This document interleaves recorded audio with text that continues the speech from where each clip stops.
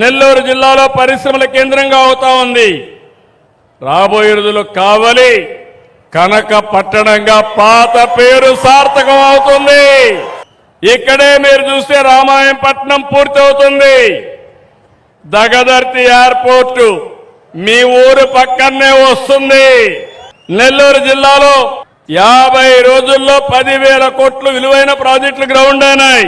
Furniture park, Apollo tyres సహా 7 పరిశ్రమలు ప్రారంభించాం.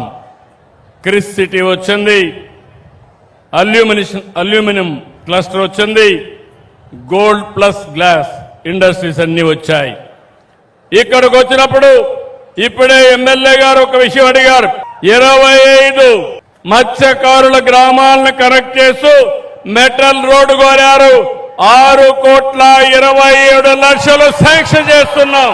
ఇంకో పక్కన desilting of north Buckingham canal కి 6.9 కోట్ల ఇది కూడా శాంక్షన్ చేస్తాం. దీన్ని ఇన్లాండ్ వాటర్ వేస్ గా క్రియేట్ చేస్తాం. ఇంకో పక్క ఇక్కడ 220/123/33 KVA సబ్స్టేషన్ కావాలన్నారు. ఇది కూడా శాంక్షన్ చేస్తామని చెప్పి హామీ ఇస్తున్నా.